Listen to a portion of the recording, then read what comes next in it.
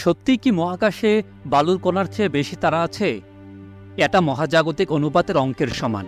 কিন্তু সাগরের তীরে বসে থাকার সময় কিংবা সে সময় আকাশের দিকে তাকালে আপনার মনে হবে মহাবিশ্বের তারা মোট সংখ্যা পৃথিবীর বালুকণার চেয়েও বেশি। এমন দাবি করছেন একজন আমেরিকান জ্যোতির্বিজ্ঞানী। ৮০-র দশকে নিজের জনপ্রিয় টিভি শো কসমসে তিনি এসব কথা বলেছিলেন। কিন্তু এটা কতটা সত্যি, এটা কি আসলেই গণনা করা সম্ভব?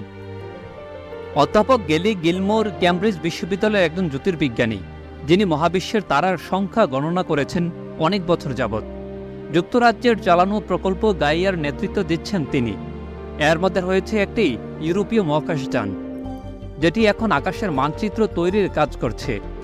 আমাদের মহাবিশ্বে কত তারা আছে তা গণনা করার জন্য গাইয়ার দল এখন তাদের ডাটা সংগ্রহ করে মিল্কি ওয়ে বা ছায়াপথের একটি বড় ত্রিমাত্রিক মডেল তৈরি করেছেন। অধ্যাপক গ্যালমোর বলছেন, প্রতিটি তারার পরস্পর থেকে দূরত্ব অনুযায়ী পাওয়া তথ্যে দেখা গেছে ২০০ কোটির চেয়েও বড় তারা রয়েছে। অর্থাৎ ইউরোপের অংশে যদি মোট তারার ১% থাকে, তাহলে আমাদের ছায়াপথে হয়তো সব মিলে ২০,০০০ কোটি তারা আছে। কিন্তু এত কেবল একটি ছায়াপথের হিসাব। সৌভাগ্যভাবে মহাবিশ্বে আমাদের ছায়াপথে একটি ট্রিপিক্যাল বা সাধারণ ধরনের। বেশিরভাগ ছায়াপথ আমাদের ছায়াপথের মতোই তারা থাকে। অধ্যাপক গিলমোর বলেছেন, সেই কারণে আমরা একে গড় হিসাব তৈরি করে কাজে লাগাতে পারি। অর্থাৎ যদি মোট ছায়াপথের সংখ্যা ধারণা থাকে, মনে রাখতে হবে এক একটি হয়তো ২০,০০০ কোটি তারা আছে। যে কোনো সাগর পাড়ের বিপুল পরিমাণ বালুকণা থাকে।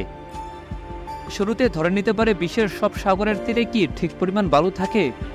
এজন্য সমুদ্র পৃষ্ঠের দৈর্ঘ্য, প্রস্থ ও গভীরতা পরিমাপ করতে হবে।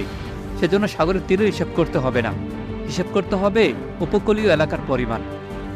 এ নিয়ে অবশ্য বিশেষজ্ঞরা একমত হতে পারেন না, কারণ উপকূলীয় এলাকার মাপ বাড়ে কমে, স্থির থাকে না। উপকূলীয় এলাকার পরিমাপ সহজ নয়।